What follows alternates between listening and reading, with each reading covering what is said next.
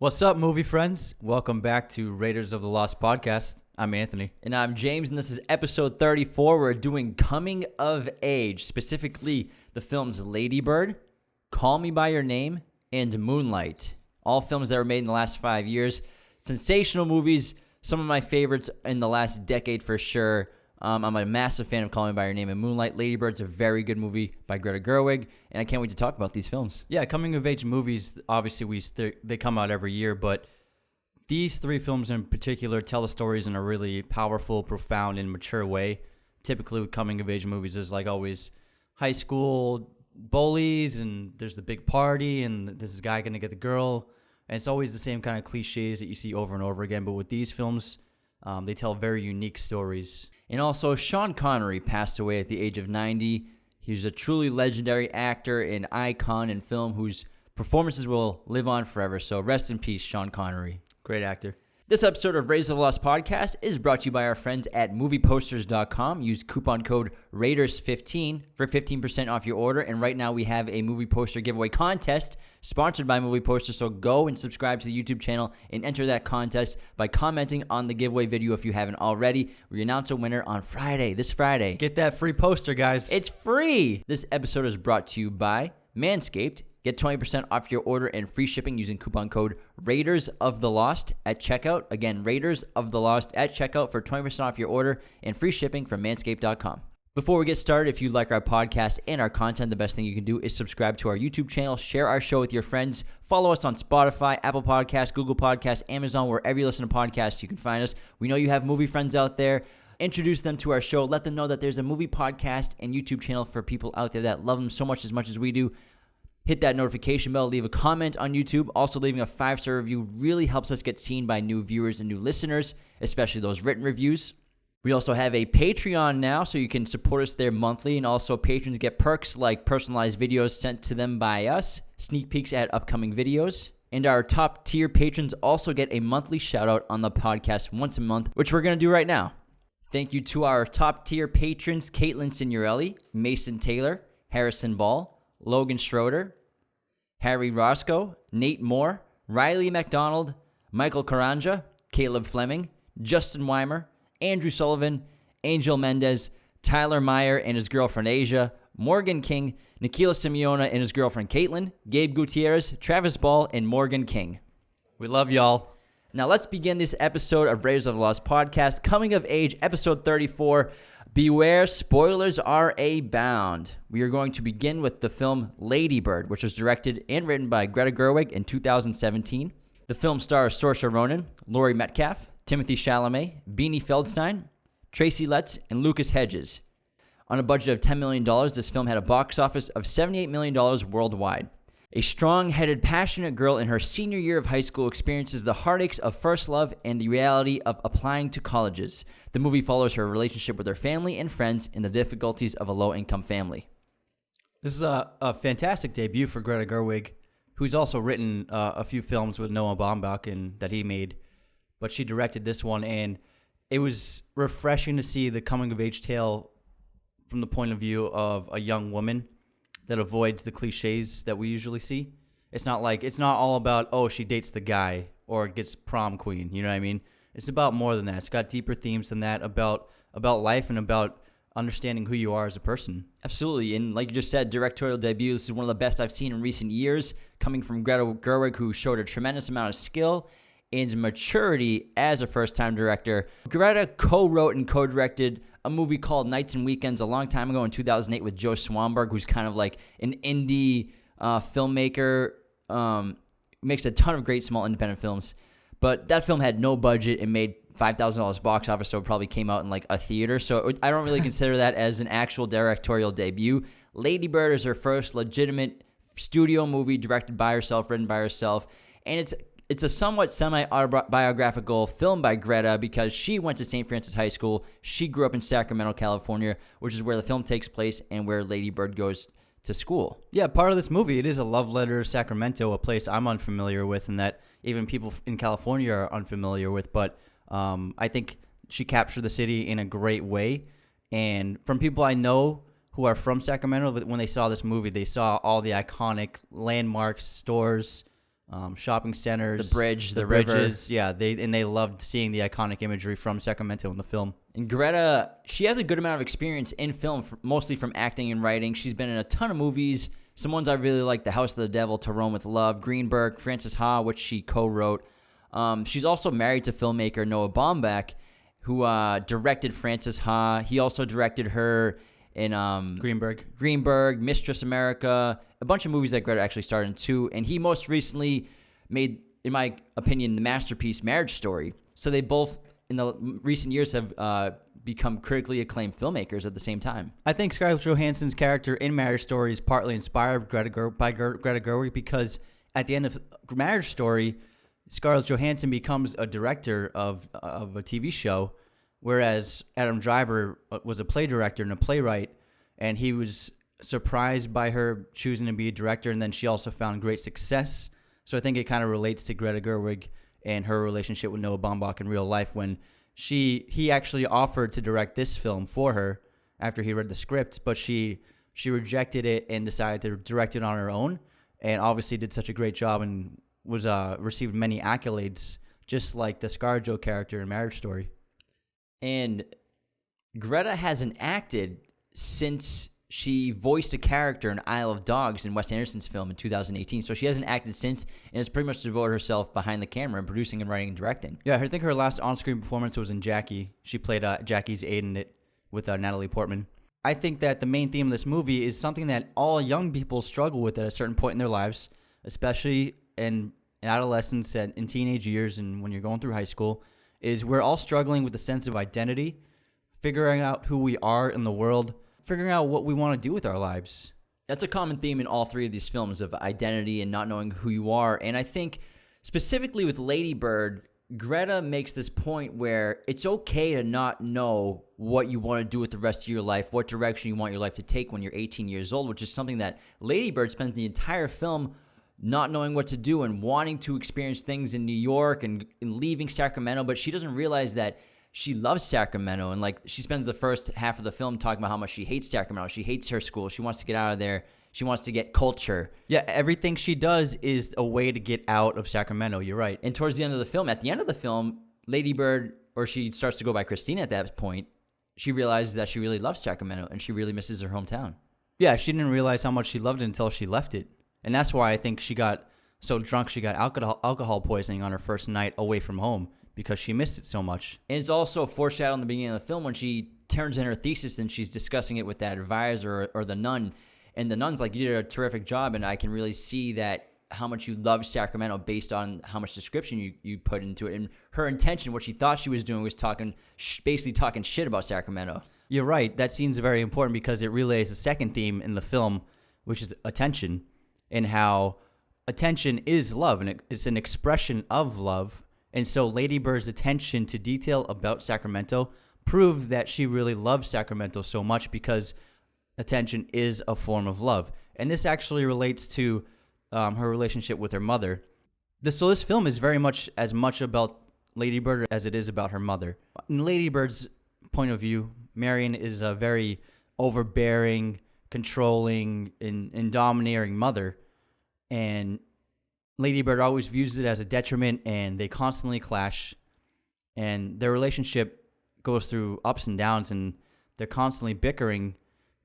And Ladybird's always fighting against her, but then she realizes by the end of the film that, going back to the idea of attention, that her mother gave her so much attention because she loves her so much, and it took her until she left to understand that the idea of attention, and how even though Marion wasn't expressing her love in a more of a motherly way or compassionate way, she was expressing her love by giving Ladybird as much attention as she could. Yeah, which was actually detrimental and is what caused Ladybird to not want to be close to their mother and drove her crazy. For example, in the thrift store, when they're trying to pick out dresses and her mother's like, do your feet hurt? Do you need to sit down? If you're tired, we can sit down if you're tired. And Ladybird's just like, can you just relax, Mom? I'm trying to live my life, because she's turning into an adult.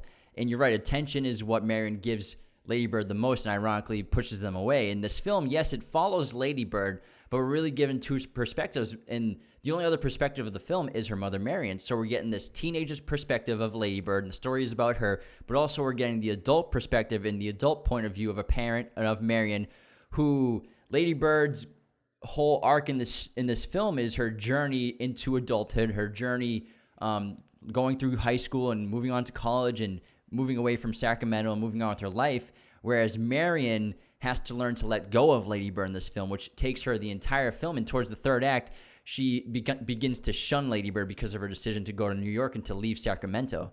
Yeah, and the reason why she shunned her is because it wasn't because she was applying to schools.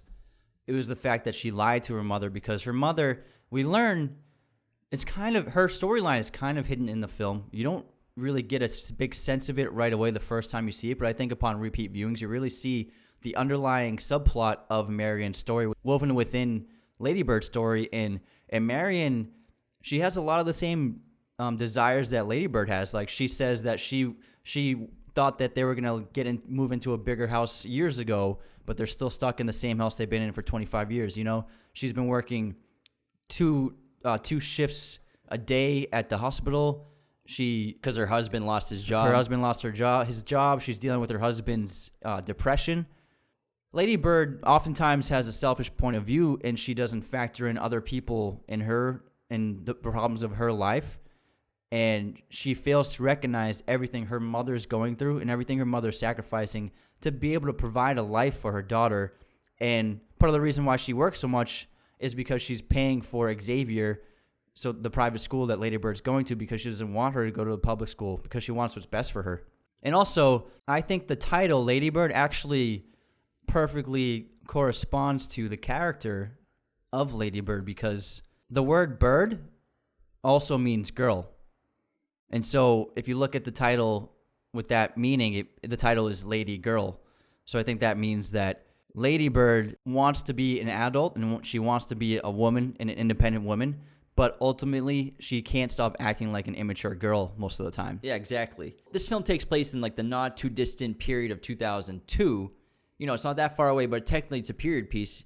And I really love films that are kind of modern, but we don't see smartphones and cell phones, because if you accurately filmed a movie today that takes place today, everyone would have a smartphone out in their hands. But it'd be a very boring movie. Greta wanted to make this movie feel like a memory, and so she set it in this time that she's so familiar with, which is where she grew up. And we were growing up around that time. I relate very much to this movie. I'm sure you do, because it takes place in the early 2000s. We went to a Catholic high school. We, were awkward teenagers. You had troubled relationship with your parents in those years. So I found this movie highly relevant to my past. And also Greta, she filmed this in a way to make it look nostalgic. She based a lot of the cinematography off of yearbook photos or kind of those Xerox copies you would make. So when we were growing up, we didn't have social media. So what we would do is print out hundreds of photos of things that you liked, and you'd hang them up in your locker. You'd pin them to your walls in your room, so your room would be covered of just photos of random stuff that you found on cutouts of magazines, and disposable cameras, photocopies and stuff like that. So she wanted to give it this like kind of nostalgic, timeless quality of that era, and I think she was really effective in it. Yeah, you can feel the authenticity of the environment and of the setting, and I think that it's a lot easier to write a script without smartphones. Also, yes, because then you don't have to try and depict accurately teenagers who are obsessed with smartphones, but then also not having a smartphone involved in the plot allows you to do things because you aren't connected all the time to other people. For example, she could have set this movie in present day, and it would have been very similar to the film 8th Grade, the fantastic movie that came out a few years ago, which depicts an 8th grader who is trying to figure out the same kinds of things about herself, identity, struggling with family problems, but because it's set in present day and she's a young person, she spends by far the vast majority of her time, like all other kids, on their smartphones, because nowadays kids interact, they socialize, they experience things in a way just on their phones through different media outlets. Whereas if Greta Gerwig set the film during this similar present day time, a lot of what Ladybird would have been doing or saying or interacting with would have been through Instagram, through YouTube, through Twitter, so it wouldn't have had the same impact as it did. And not to say 8th Grade isn't great. I think 8th Grade is actually one of the best movies of the last 5 years. But it would have been a completely different movie tonally. This movie, Greta opens it up perfectly to set you up for what you're about to see and set up the characters. And again, the main conflict and the main relationship in this film, the daughter and the mother, because obviously Lady Bird has relationships with boys. She has her best friend, Julie. She gets in with the popular kids at some point. She loses her friends. She gains friends. She has a relationship with her sibling, with her brother, with her father. But the main core relationship in this film is between the daughter and the mother. It's between Lady Bird and Marion. And the opening scene perfectly shows this when they're just on the trip. It's that classic scene, or it's the classic kind of rite of passage for someone in high school going to visit colleges, and they're listening to that audiobook. And then what you think is going to be a genuine and like happy moment between mother and daughter, like all their interactions goes south and goes sour and turns apathetic and hostile, and Lady Bird jumps out of the car and breaks her arm. Yeah. And it's hysterical. It's a great scene, and you can see the things they're arguing about are things they seem to have been arguing about for years. It's not like this is the first time they've had this discussion or this fight, and it seems like something they always seem to argue about, especially after finishing an audiobook of a novel they both love, I think The Grapes of Wrath. And it shows that they do love each other so much, but they're constantly at odds with each other because they have completely different ideologies. Because Lady Bird, what happens with a lot of teenagers, a lot of young people, is when you get to a certain age, you're 16, 17 years old, you think you know everything. You're so stubborn and arrogant when you're young, and you rebel against authority, you rebel against your parents, and you think you know what's best for yourself. But in reality, you haven't really experienced anything in life, and you really don't know anything. And I think Lady Bird's dealing with that same situation where she all she wants to do is get out of Sacramento. And she even gets upset when she gets accepted into Davis because it's only 30 minutes away. You know what I mean? She wants to go so far, she wants to go on the other side of the country. The interesting thing about this relationship between the mother and the daughter is that Greta Gerwig originally titled this film Mothers and Daughters.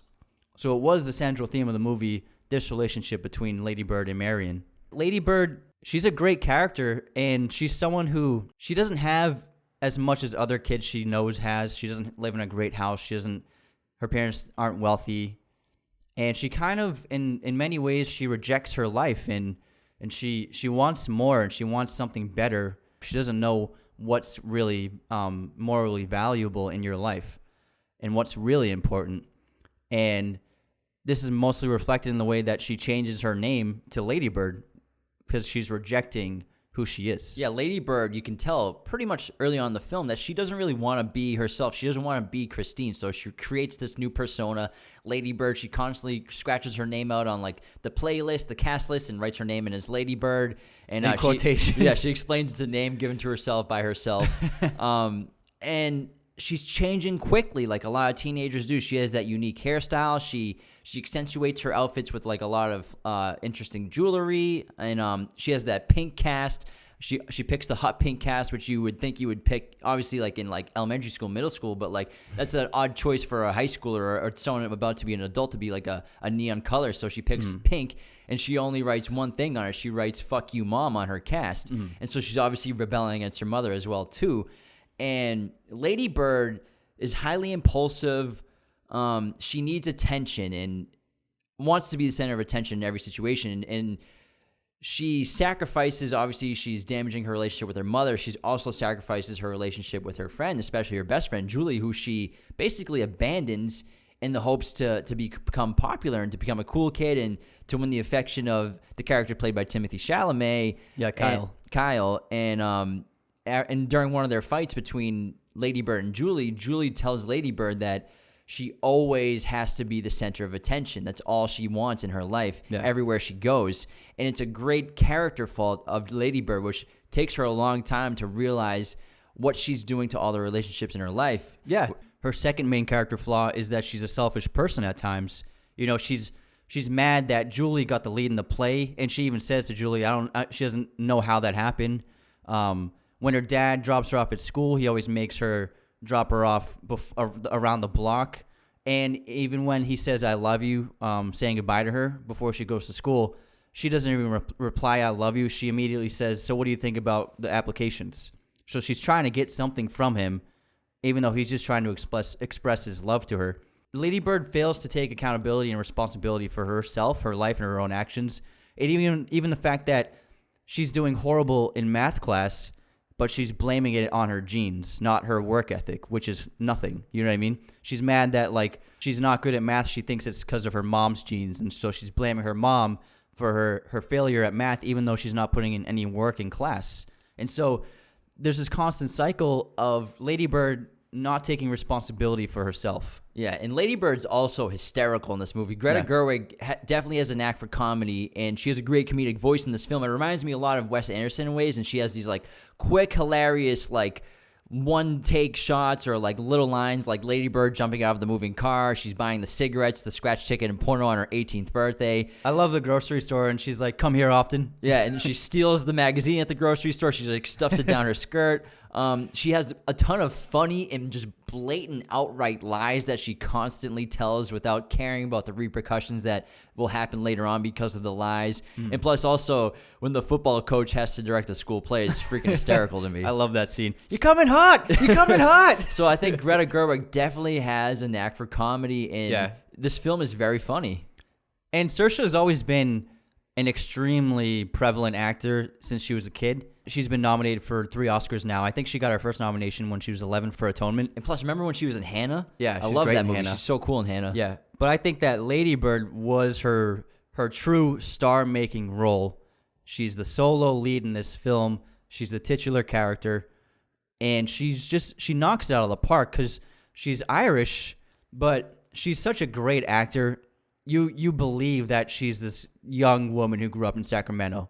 It's unbelievable. She can just morph into these characters at such a young age. She's really probably the best actor of her generation, I think. And I've seen a lot of critical reviews of Lady Bird because people saying that they can't really relate to the character, they can't relate to the movie or the story. But that's the beauty of film and art, is if you genuinely open yourself up to a movie, to a story, you don't have to have the same experiences.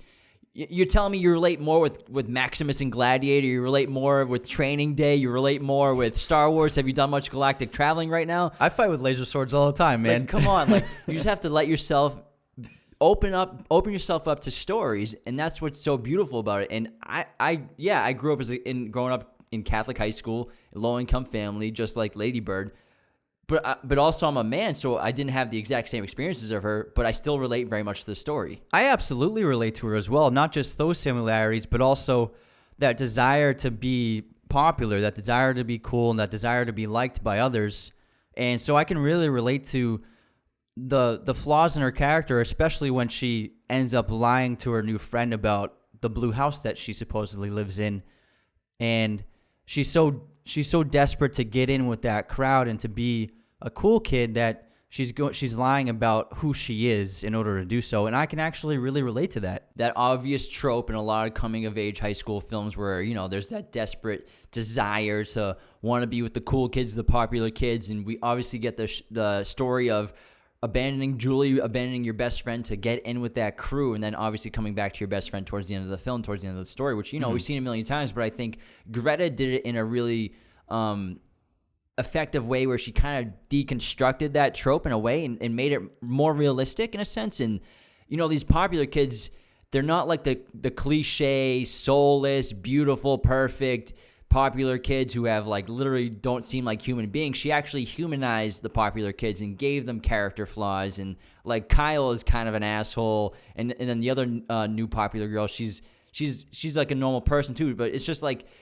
kids, I think, find themselves in that role of being a popular person, and it kind of becomes their identity in a way. Yeah, and I think oftentimes films like to show popular kids or wealthy kids as being like awful people. In this film, after she ends up lying to her friend and the friend finds out about the real house, her friend says this really wise thing where she hates dishonesty. And honesty is very important to her in friendship. And it's like, I can actually relate to that person because that's a good quality to have. She's not like this asshole sorority girl, popular girl in high school. You know what I mean? I think by trading up friends and interacting and developing relationships with new people, she's kind of trying to figure out who she is, and she's using other people as a way to figure that out. You know what I mean? Try to find, like, create a new identity in a sense. And also with the boys, where she dates Lucas Hedges' character, Danny, and then Chalamet's character, Kyle, where she's trying to, I mean, when you date people, you're trying to figure out what you like in other people and what you would like to see in dating someone. And I think that this often happens with younger people, is when you become infatuated with someone, sometimes you're likely to adapt the traits that person has to make yourself more desirable. So, for example, she starts reading Howard Zinn's A People's History of the United States because Kyle reads it.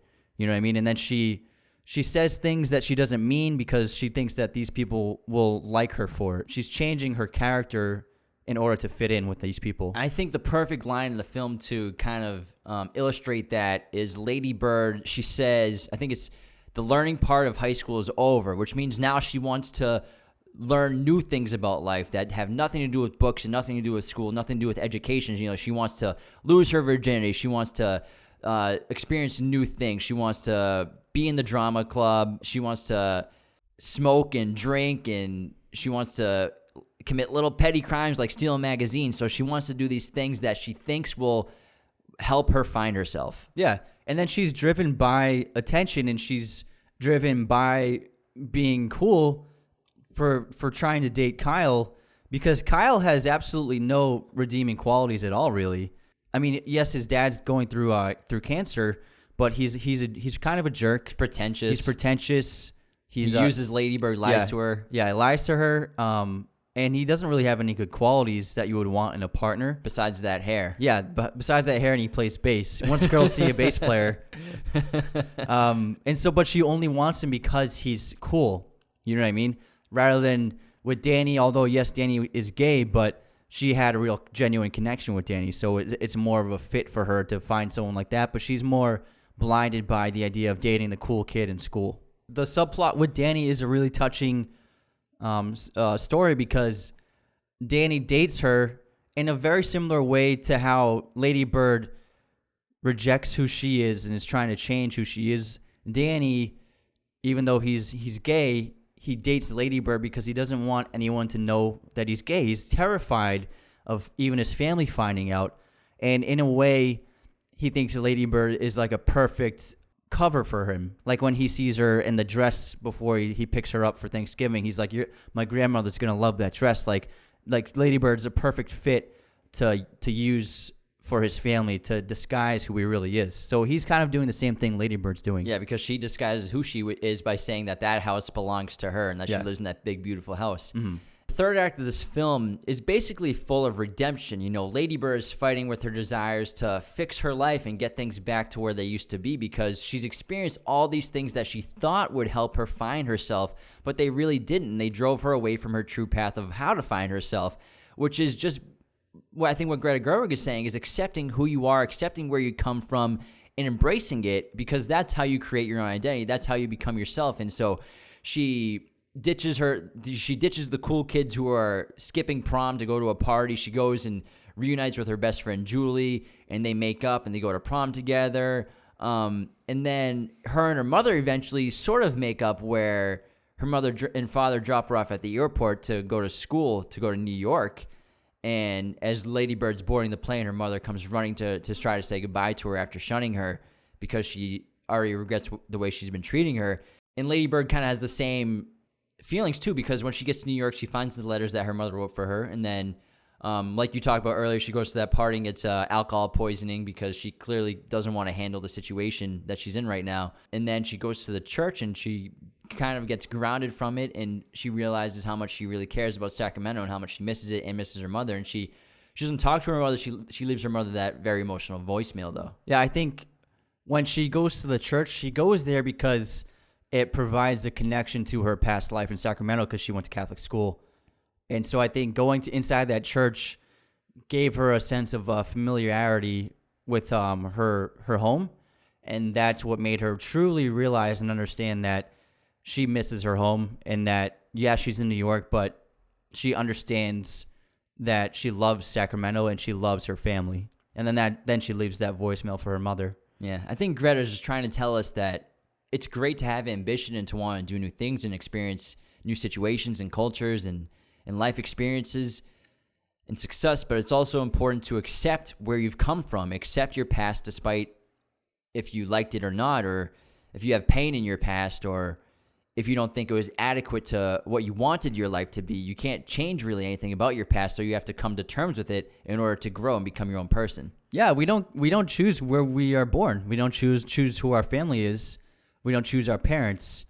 And I've definitely been through a similar phase where you don't like your parents and you're judgmental towards them and you're rebellious towards them, but you don't understand what they're doing for you day in, day out, every single day, how much work they're putting into providing a comfortable life as possible for you. And you don't understand that until you're older, and then you really cherish it. Once you leave home, you understand everything your parents did for you and how much they loved you. Even if you were fighting, even if you guys were at odds or clashing, your parents did everything they could to make you happy. And then you, in the moment, you don't realize that, but when you're gone and you're away from home and you're living on your own, that really hits you hard. I really love the look of Ladybird because typically, even in movies where you have a lead actor or actress, and even if they're like unpopular or kind of nerdy, they still are perfectly made up, so well dressed, and they just look like hair and makeup's perfect. But in Ladybird, I don't even think she wears makeup at all in this movie. And actually, Saoirse had pretty bad acne breakouts from makeup from a previous project, and instead of hiding it or trying to hide it with makeup, the filmmakers and Greta Gerwig convinced her that it would actually be really great for the character and accurate to teenage years to have, some of that acne coming up on screen to make it, seem real and realistic, because that's, really what happens when you're a teenager and you're breaking out and you can't control it. Yeah, I think that shows the relatability of this film, because acne is something nearly every young person deals with, and you never really see it portrayed in movies. And I love the look and the aesthetic of this film. We talked about earlier cinematography and the nostalgic look, but also the color palettes are beautiful. And Greta based the aesthetics of this film off Northern California painter Wayne Thibault's work. And his style was he would paint just everyday objects, pastel colors, and there would always be like a blend of blue somewhere. And so there are a lot of shots of this like pastel colored look with the blue. So like either the Sacramento River, or there's a shot of a house with pastel colored house, and this blue car just popped right there. And so it's really a great homage to a local painter. This is also the highest grossing A24 film at the time, a production company that we've talked about a lot so far. It also broke temporarily the record held by Toy Story 2 for most fresh reviews on Rotten Tomatoes, with most fresh reviews on Rotten Tomatoes with 196 fresh reviews, and I think it's still at 99% right now. And Greta Gerwig was nominated for Best Director for this film. Yeah, and I think she won the Golden Globe for Best Picture, Comedy, or Musical. Yeah, it won a bunch of Golden Globes. And Saoirse won Best Actress in a Comedy or Musical for Golden Globe. But it's a fantastic movie, and I think it's a movie that I think all young women should see, and even young men should see, because even if you're a guy, and obviously you don't have similar experiences, you can still relate to the things that she's going through on a personal and emotional level. This episode of Raiders of the Lost podcast is also brought to you by Manscaped, the leaders in men's below-the-waist grooming. Manscaped offers precision-engineered tools for your comfort, obsesses over technology developments to provide you with the best tools for your grooming experience. Manscaped has been awesome. They sent us their performance packages. Thank you, Kyle, so much for hooking it up. This includes their luxury lawnmower groomer, weed whacker, as well as toners, deodorants, shirts, and boxer briefs. Get 20% off your order and free shipping using coupon code RAIDERSOFTHELOST at checkout. Again, Raiders of the Lost at checkout for 20% off and free shipping. And this shouldn't just be an exclusive ad for just men. Ladies, women, if you got a boyfriend, brother, siblings, father, cousins, you need to get some gifts for a friend. This is stuff that men and guys really, really want in their life. This is a gift that if they open up, they'd be like, no freaking way. If I got this grooming package from Manscaped for Christmas, I would be through the moon. Winter is coming. That means that we're all sitting at home and we got to groom at some point. So this is perfect for people who, it's COVID. We're still in lockdown. We're still quarantined. We need to take care of our bodies. Gotta look good on camera, man. We're telling you, any guy would freak out if they got something from manscaped.com. I swear to God. I have never used better clippers or buzzers in my life. The briefs are awesome, super comfortable. Shirts are super comfortable. Highly recommend the brand. Again, Raiders of the Lost at checkout for 20% off and free shipping. Next up, we have Call Me By Your Name, directed by Luca Guadagnino and written by James Ivory based on the book by Andre Achiman. Led by Armie Hammer, Timothée Chalamet, Michael Stuhlbarg, and Amira Kassar.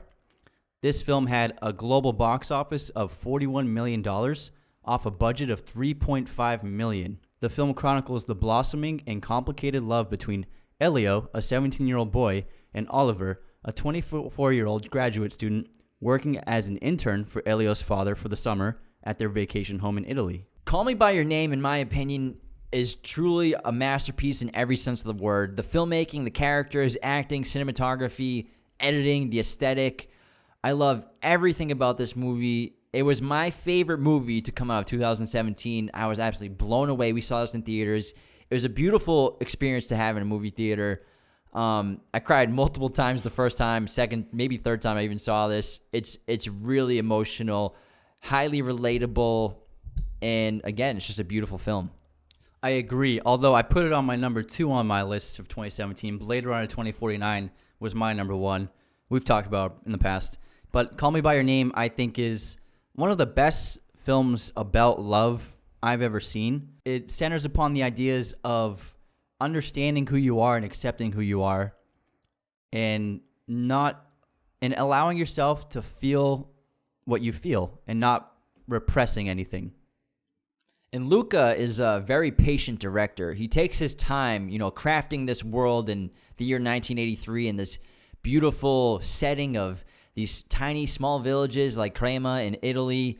And he patiently builds this romance between Elio and Oliver. And this patience is conveyed in one of the early scenes between the two, where Oliver asks Elio, what is there to do around the town?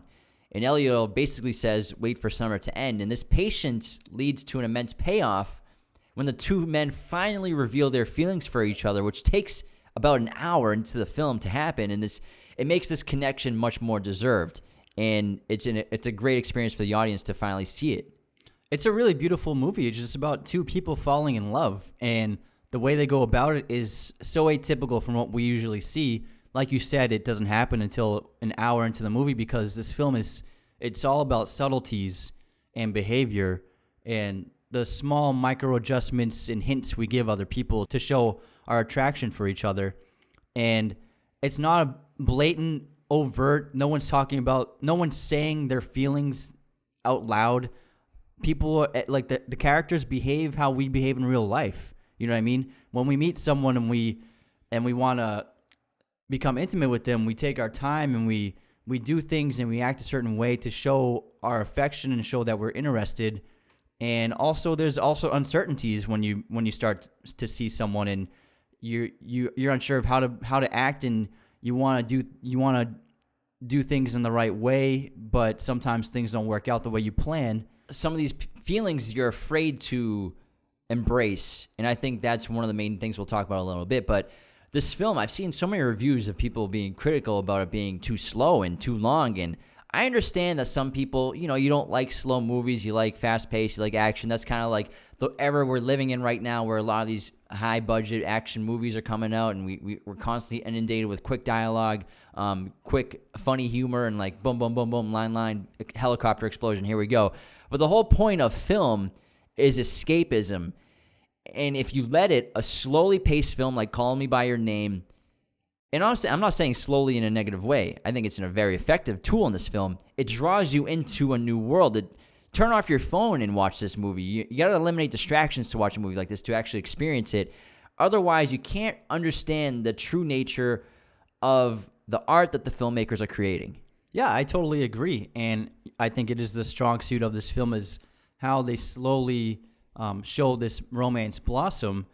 And I think that one of my favorite parts about the film, and I know it is of yours, is the setting of the film.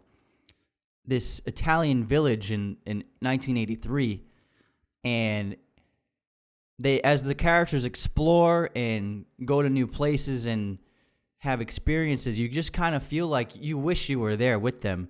I kind of wished I grew up in that villa.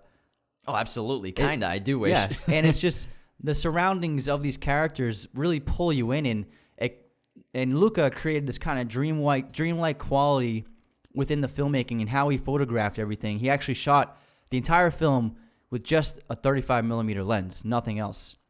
And so I think that brings a strong consistency to everything you visually see. Whereas if you go with like a long lens to a wide lens, you can see very different creative visuals. Whereas since it's 35 the entire time, the entire film is kind of balanced visually. You know what I mean? And I think he really sets up the world in a profound way that makes you feel like you're actually living there with these characters and you actually really want to be there with them. Yeah, he does a beautiful job of blending in so many shots of like B-roll, of environments, of the characters who aren't even like looking towards the camera or just kind of like doing something on their own. Like shots of like Elio like at his desk or like in bed, just the back of his shoulders. He gets so many shots of the architecture of buildings, the house, the interiors, the exteriors of nature, simple things like the bathing suits on the faucets. It really pulls you into this atmosphere and this environment. You're right, and I think that he does that because those are things that most movies would never show. Most movies, they only show you what's important, what's vital to the story, whereas he's trying to show you all these moments, all these images, and all these beats that, yes, it's not exactly relevant to the overall plot, but it's a part of experience. And if you lived in that villa, you would see your bathing suit drying on that faucet every day.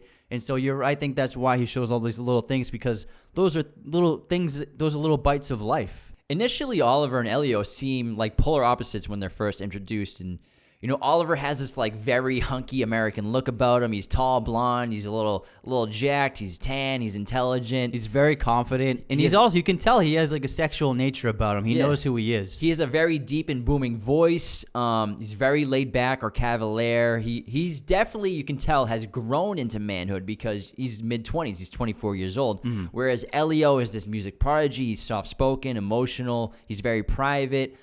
He still looks like a boy, even though he's just becoming a man, and he has like the wit and intelligence of someone beyond his years. So the biggest difference between the two of them is their life experience, where, like I just said, Oliver has grown into manhood, whereas Elio is just finally experiencing adulthood and finally becoming a man. I think a great way Luca shows us is when Elio is shaving in the mirror, and he just shaves just his mustache area, because that's the only area he can grow hair right now.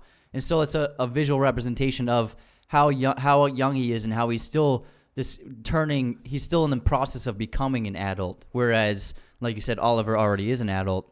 And the chemistry between Armie and Chalamet is absolutely off the charts in this film. That is dynamic. And the thing about it is they're both heterosexual men in real life, and they signed up for this film as gay lovers. And the way that Luca wanted to break the ice for these two men to give them that intimate and romantic feeling for each other is they had one rehearsal for this movie when they got to set in Italy, and the first and only scene they rehearsed was they went into the yard on the back of the house, and he had them rehearse just the most passionate, intimate lovemaking scene where they just had to make out basically in the grass for several minutes, and Luke is just telling them to get more passionate and passionate and passionate, and the crew's all around watching them. And then slowly Luca had him and the rest of the crew just drift away, and they all left the area. And then after several more minutes of passion and making out, Armie Hammer and Timothée Chalamet just looked up and no one was around them at all. So it's the perfect icebreaker. Yeah, that's a great way to break the ice, because that's what they signed up for. You know, you gotta get this going. Let's do this. And I understand that some people had a problem with the fact that both the leads are actually heterosexual in real life, but also the director Luca is a gay man. And I think that if he believes it's necessary for these two actors to play the roles, I don't think he cared what their sexuality is in real life. He just wanted the best actors possible for these particular parts, and he felt that Chalamet and Hammer were the right choices for these roles in particular. And so I don't think it's a problem, especially because Luca is a gay man and also a gay filmmaker, which is a great thing. I don't have an issue with it at all. I mean, they're actors. That's at the end of the story, at the end of the day, they're actors. I'm sure there are plenty of gay men and women who play straight characters in film. Obviously, I don't have the experiences of a homosexual, so I can't really give a voice to that demographic and those kinds of people. But for me, I don't have an issue with it. Yeah, me too. As you said, the chemistry between these two guys is palpable, but at first it's not so. So for the first half of the film, Elio seems to not really like Oliver at all, and he even calls him arrogant. So why do you think he seems to be butting heads with Oliver in a way? When I watched the first act of this film, I noticed that a lot of it is time spent of Elio observing Oliver. He's kind of just watching him from a distance. Like you said, he does call him arrogant. Maybe he doesn't arrogante at times, especially when he says later and stuff like that. I think it's because Elio sees so much about Oliver that he wishes he was, that at first he comes to despise Oliver over all these traits that he wishes he had, like the confidence and wearing the necklace, the Jewish necklace, wearing the Star of David, all these things that, again, we're talking about life experience and where Oliver has grown into adulthood and Elio still becoming a man. That I think it's because Elio wishes he was at the stage in life that Oliver was at. That's a really great point. I can totally agree with that. I also think that the reason why he doesn't seem to like Oliver at first is because I think that when Elio starts interacting with Oliver and sees him, like you said, he observes him multiple times. I think that deep down, Elio finds him attractive and is feeling feelings towards him. And he doesn't understand it because this is obviously the first man he's ever had intimate feelings about. And so I think since he doesn't understand what he's feeling, he rejects it. And so he becomes antagonistic towards Oliver because he's kind of rejecting what his body desires. One of this film's main themes, you brought it up, is desire. Elio's character, his main journey in this film, I think, is that he begins developing these desires for another man, and he begins repressing them, and he tries to shut them out at first. And he doesn't really understand them, and he's trying to make sense of what he's feeling. And he's struggling and trying to come to terms with what exactly he's experiencing and what exactly he's desiring when he's around Oliver. Exactly, and the perfect example of that is when they're outdoors at the volleyball match playing, and Oliver is playing volleyball. He comes over to get a drink of water, and he caresses Elio's shoulder. And there's a couple seconds where Elio just looks at the shoulder. And he doesn't know how to react to Oliver touching him. Yeah, he starts rubbing it. And so then he reacts like in a spastic way and tries to back off from him. And then Oliver again comes back and puts both arms on his shoulder. And this is Oliver throwing out a sign like, I'm attracted to you, and I want to see if you're attracted to me or see if this is something that you'd be interested in, basically. And like you just said, Elio still doesn't know how to come to terms with his desires that he's been trying to maybe suppressing, or he's afraid to embrace. He's afraid to follow those feelings, which he's feeling for Oliver. And unfortunately, this forces them to never really connect until an hour into the film, because Oliver at this point realizes, like, holy crap, I just freaked this kid out. Yeah. This guy wants nothing to do with me, so I might as well just live out the rest of the summer like this never happened. Exactly. In the first half of this film, Luca uses this brilliant symbolism of apricots, which are prevalent throughout this movie. If you watch the film closely, and upon repeat viewings, in the first half of the film, whenever Elio and Oliver interact in a scene, apricots are always visible, or a shot of them precede the scene themselves. So it can be the apricot trees, it can be apricots, the fruit actually being eaten or on the tables, or it can be the apricot juice, which can be sitting on a table between them, or it can be either of them can be drinking the apricot juice. And so Luca sprinkles apricots throughout the romance of the film. The symbolism of apricots are not an accident. Luca's a very intelligent filmmaker. And I believe that the apricots in this film, apricot represents Elio's desire. And it's kind of like, in a way, the forbidden fruit. Having apricots shown in all of these scenes where Elio and Oliver are interacting are literally showing Elio's desire, and it's Oliver. And so the fruit relates to desire. And then there's actually a really great scene where Oliver is explaining the root history of the word apricot and where it comes from. I think the author put this monologue in the book because, yes, it relates to the apricot, which is desire, but also by dissecting the historical roots of the word apricot, the different pronunciations of apricot in different ancient languages, you say the word cock in different words. The word cock is said multiple times. And so I have Armie Hammer's lines written right here. So it goes, Oliver explains, quote, "It's a long story, so bear with me. Many Latin words are derived from the Greek. In the case of apricot, however, it's the other way around. Here, the Greek takes over from the Latin. The Latin word was praecocum, from praecocker and precook, to ripen early, as in precocious, meaning premature." And then he says, the Byzantines, to go on, borrowed praecox and praecoca, or barokoki, and then finally the Arabs inherited al-barakok. And so Oliver, by explaining the roots words of apricot's history, is literally saying the word cock multiple times, which is a metaphor for both he and Elio's sexual desires. That's good stuff right there. Yeah, man. I didn't notice it until I think the second time I watched this movie, and then I just noticed he kept saying the word cock over and over again. I never picked up on that. Yeah, so I think it really very is subtle. It's a very subtle metaphor for who they are. Yeah, and again, I think the peach later on represents the bridge and connection between them succumbing to their feelings and their desires, but we'll get into that in a little bit. One of the main differences from the novel that Luca threw in was the symbolism and story plots of archaeology and history.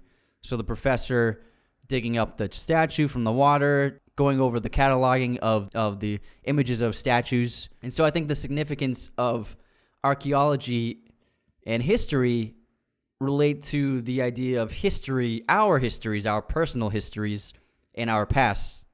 We all have gone through relationships. We've all been in love in the past. We all have histories with other people, very intimate histories with other people who are no longer in our lives, but they're in our history. Or do they become frozen? Because they kind of do, in a way, become frozen in time from our point of view. Because, so say I have a relationship with someone and we broke up years ago. If I look back on it, all I know is that person from back then.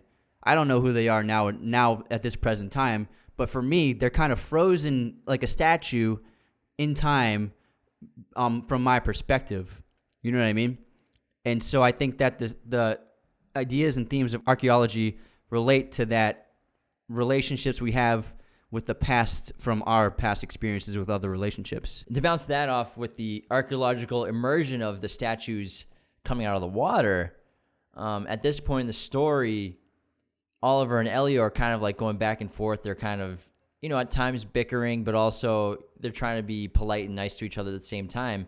Elio holds out the arm of the statue to Oliver, and maybe that's a sign of them both. Obviously, they're making the truce, but also they're both accepting their pasts and connecting their past, and they're connecting the time, like you just said, frozen in time of their new budding relationship, which will come in a little bit. And just to speed up a little bit is towards the end of the film, Oliver has to leave at some point, and Elio basically spends the third act of the film trying to freeze this period of time in his life and to freeze these moments and keep them, like you can say, like statues in history. Yeah, exactly, because this whole film kind of feels like it's just a series of memories for a person. You know what I mean? It feels like Elio is looking back on this summer and what he remembers and what his experiences were. And so it feels like this movie is from someone's past just from watching it already. So let's move on to when they start to build their intimate relationship. And it first starts first Elio decides to get the confidence of when Elio's mother is reading the story of the French 16th Tale of the Night, which was in German, which she's translating, who doesn't know whether to speak or die. And the woman in the story says it's better to speak, but she's on her guard and senses a trap, which is a perfect description of Elio, Elio is a terrified to tell Oliver how he feels, and he's afraid to speak, just like the knight is. Yeah, like I talked about earlier, where this whole film, a lot of it is about being afraid to embrace your desires. And in the story, the knight doesn't speak, but Elio eventually does. And this happens when there's going to pick up some papers in town, and they come to that World War I statue, the Battle of Piave, where Elio finally confesses to Oliver his feelings for him, basically, and that despite being so talented and so intelligent and knowing everything about everything, he knows nothing about the things that matter. And he gives Oliver this confession. Lucas shot it beautifully. They're on opposite sides of this big monument. So just like in the story, Elio is staying on his guard and senses a trap despite at this moment confessing his feelings for him. So he's doing it from a distance, from a safe distance, behind a fence, behind this giant monument. And it's this terrific long take. Probably the best shot in the entire movie. This beautiful long take has a lot of different moving parts in it with characters in the background and cars and a bus and everything. And I think it's my favorite scene in the entire movie. And it's very subtle. It is one of my favorite scenes too, where Elio doesn't come out and really say it, but Oliver understands what he's telling him. And I think the reason why Elio doesn't strictly speak it out loud is because he's afraid of how Oliver will react. And also, they're kind of afraid of the surroundings. They're afraid of anyone hearing, and it wasn't a great time and a place for gay people back then. And so he's still trying to be a little secretive about it. This leads to their first intimate moment together. But before that, they go on this amazing bike ride, which makes you fall more in love with this village.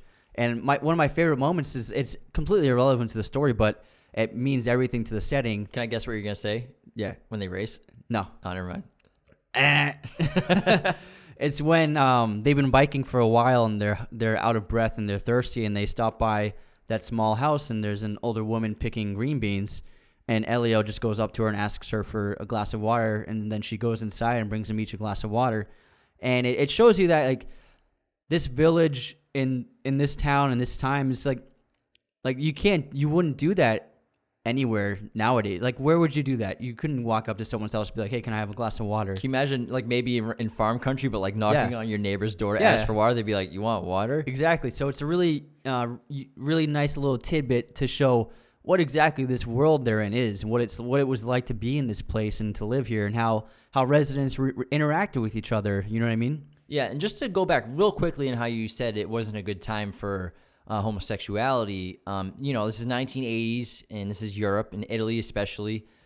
We're used to a lot of films about gay romance or gay characters like Milk, Carol, Moonlight, which we'll talk about in a little bit, Brokeback Mountain, where a lot of these characters, a lot of these stories, they're faced with intense obstacles of social pressure or violence, being shamed.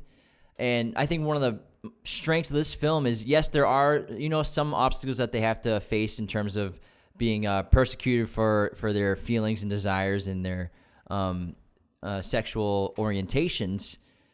But Luca does a great job. We're spending most of the film in these small towns, these small villages, so it doesn't really become a factor, besides the fact that it doesn't really become a factor, and especially because Elio's family is very welcoming and supportive of any decision he makes in his life. So it's a very welcoming experience for anyone who's been persecuted in their life. I think that's a strength to the film as well, because this film portrays homosexuality as these characters don't face persecution for being gay.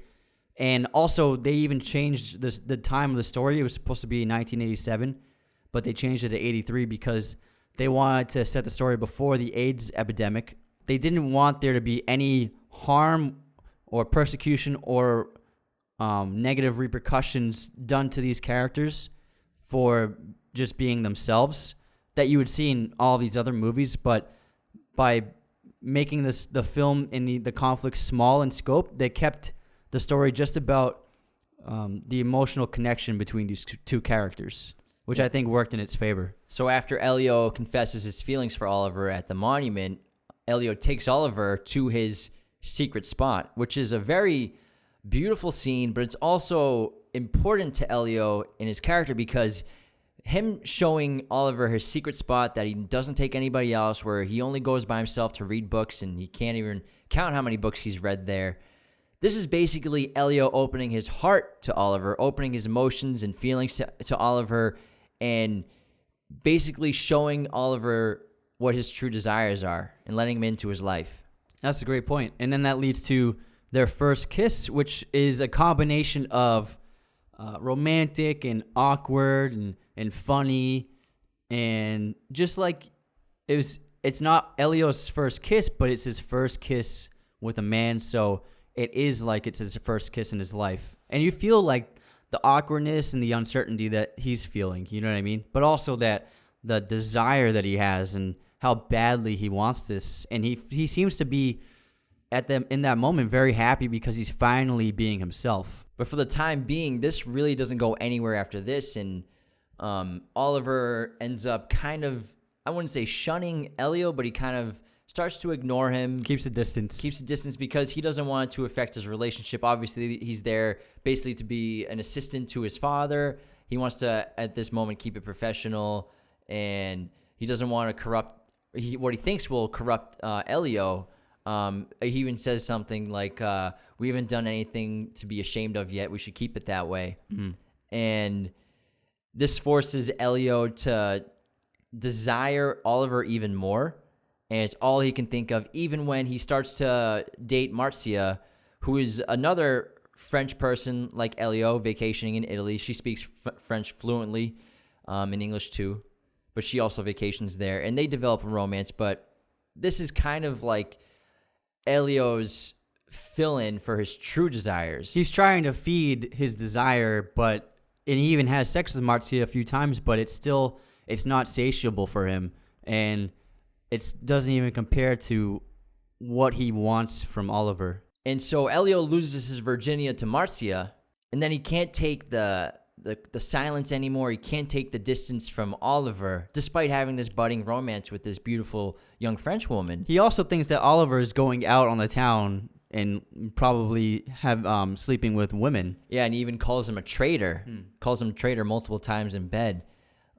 Because he's just waiting for Oliver to take the next step in what he wants to happen. And eventually, Elio can't take it anymore, so he writes that note, can't take the silence, I need to talk to you. And he leaves the note for Oliver to find in the morning, and then he finds a note on his desk that says, grow up, see you at midnight, which is hysterical. And then, so now Elio has to deal with probably the longest day of his entire life, where he basically just doesn't know what to do with himself, and he's just sitting around waiting for the hours to go by. He's constantly looking at his watch. He looks at his watch immediately when he reads the note. Even when when Marcia comes over, he looks at his watch when they're in the pool, and then when they go up to that attic to have sex, as she's lying on the bed, this girl's literally lying on his bed, but then he takes his watch off and he places it carefully on the table nearby to keep an eye on it. So he can constantly look at the watch. Yeah, because all he cares about is midnight, and he can't wait for it. And then I love this scene where they finally are fully intimate with each other, and it's a really beautiful, tender, playful. And Elio has this kind of like naivety about him, this innocent quality to him. He's very nervous. He doesn't know what to do. Like with Marcia, he's fine. But with Oliver, it's completely different. And Oliver kind of has to take the lead for him. And Luca shot this in just a couple of very long takes, and it's really well done. And you can really see the chemistry between Army and Timothy really get stepped up a notch in this scene. This is their first night having sex together and finally connecting emotionally and physically finally, which is something that Elio has been wanting for so long, and I'm sure Elio wanted it, and I'm sure Oliver wanted it too. And the way Luca shot this is he didn't actually show any explicit sex in this film. In the novel, the scenes are very explicit, very drawn out, and very detailed. But Luca chose not to show the actual sex, and instead, when they are together on the bed and they're taking each other's clothes off, Luca pans the camera outside to the trees like billowing in the wind. And I read that some people were upset about this. They wanted to see the full-on sex scene. Luca explained that he chose not to show it because he didn't want the audience to lose any kind of connection to the characters. By keeping that hidden, you're constantly relating to them on a deeper level, not because of the sex, but because of the emotional and intimate connection between the characters. And he felt that he was worried that if he showed the sex, it might make some people lose their relatability to them. Oddly, in the morning after they spend their first night together, Elio becomes very distant and quiet. Oliver kind of doesn't understand why he's reacting the way he is reacting. He feels like he may have maybe emotionally harmed him some way or something. He's afraid he messed him up. This point is odd because throughout the entire film, Oliver's this very confident, charismatic guy, but this is the first time we see Oliver is truly vulnerable. And this is probably something that he really has been hiding his entire life deep down inside of him, and it's finally come out, his true vulnerable personality. And you can just tell just the expressions on his face, and he's a lot more calm, and he's worried. He's worried about what he's done to upset Elio. And they go for that swim, and they swim very far apart. They don't even swim near each other.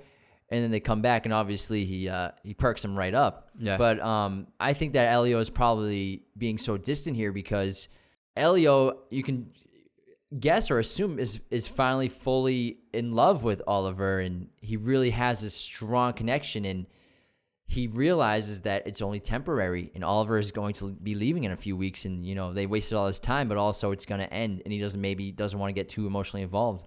Yeah, I totally agree. I think that's why he's so distant, because he knows that this person I'm falling in love with is going to be gone from my life, and I'm probably never going to see him again.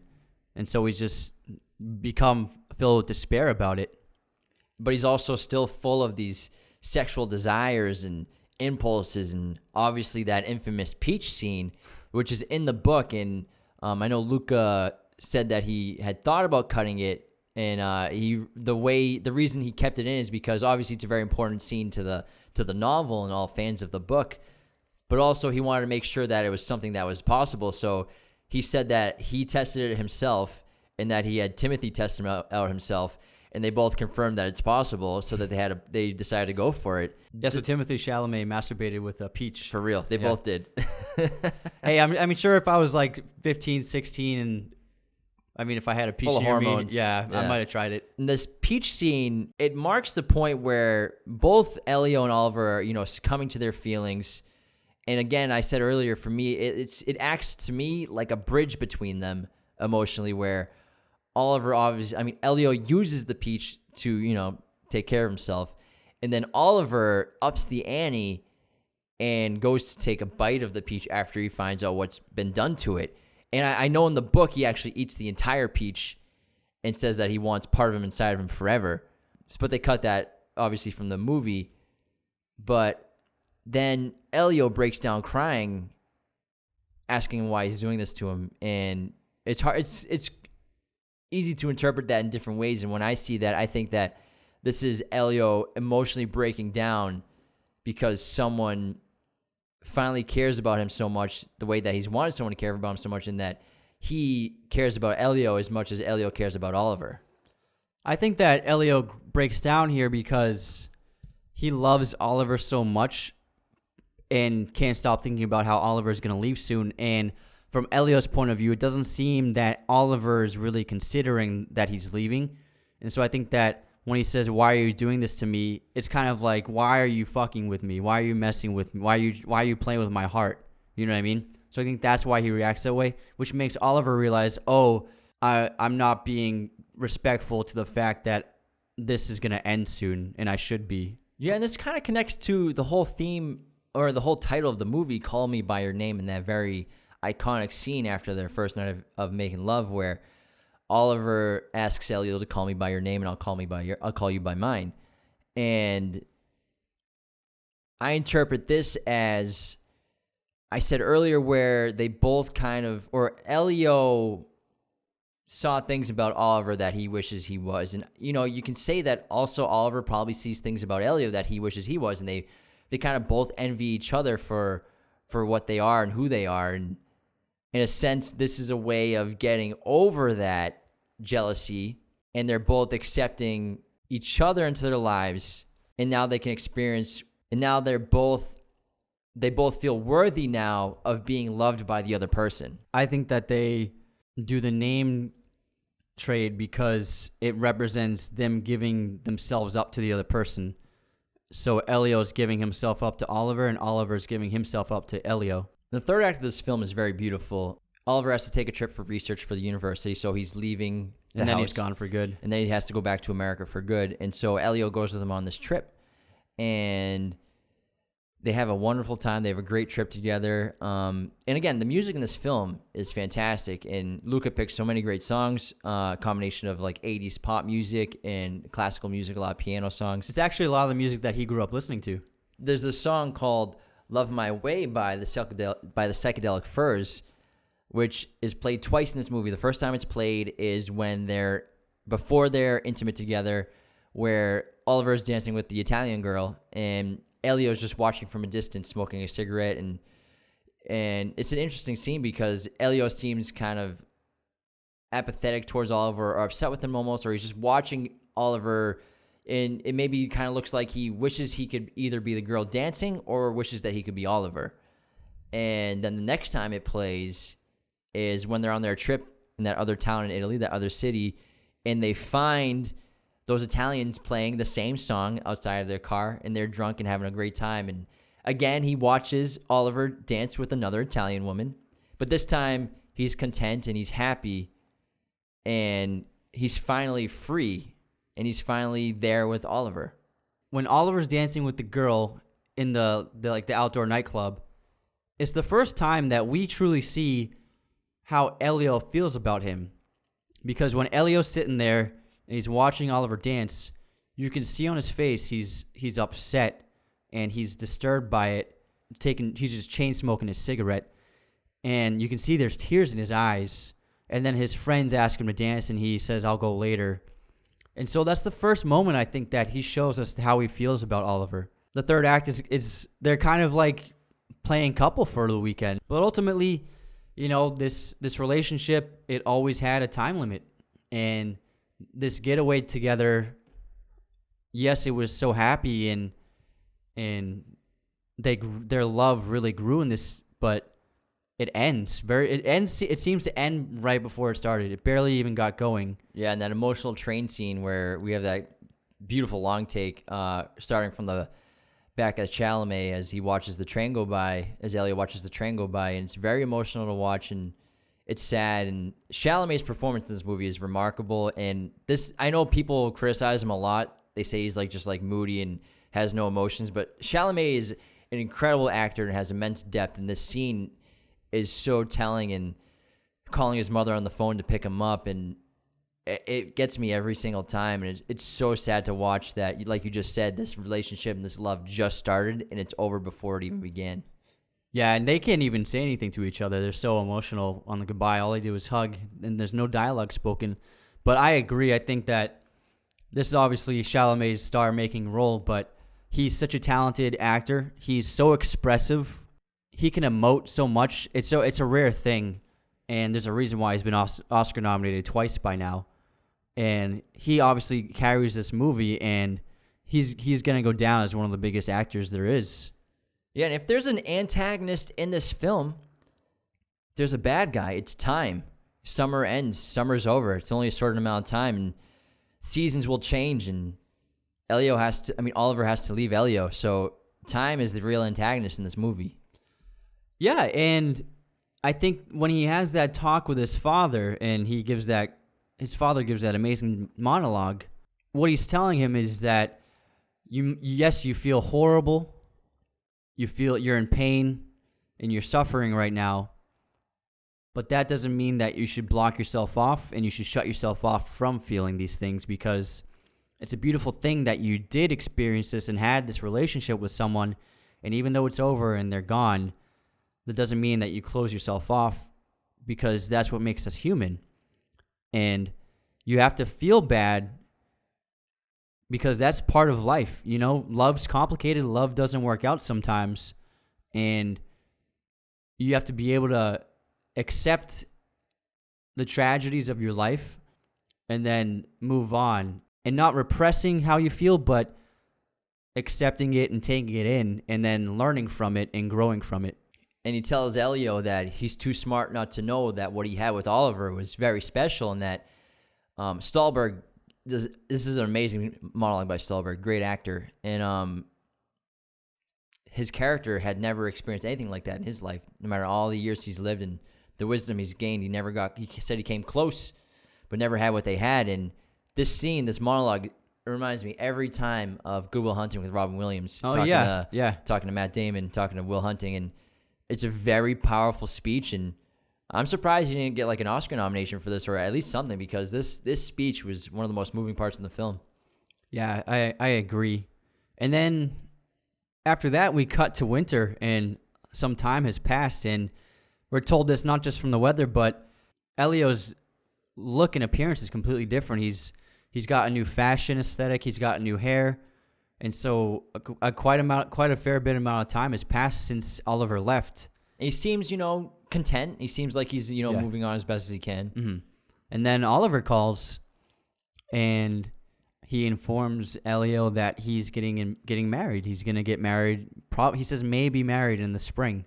Obviously, it's a tragic blow for Elio, and you can see it on his face and his reaction.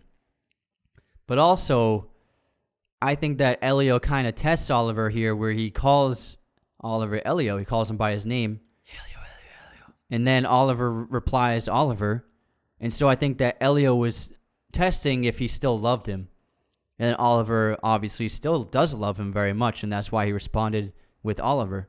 And then we have that beautiful ending shot of Elio staring into the fireplace, and we have the Stefan Stevens song Visions of Gideon playing the entire time. And it's, while credits roll up during this, it's like a 2.5 minute take, and it's not something you should miss, and you should stay and watch the entire thing. If you don't switch off from Amazon, don't switch off from Netflix, watch this entire thing, because it's an amazing performance by Chalamet, just this 2.5 minutes, where he emotionally lives out the entire relationship of him and Oliver. In my opinion, when I watch this, every time you can see the stages of their relationship, the peaks and the valleys, the plateaus, the ups and downs, and the final climaxes and the pain.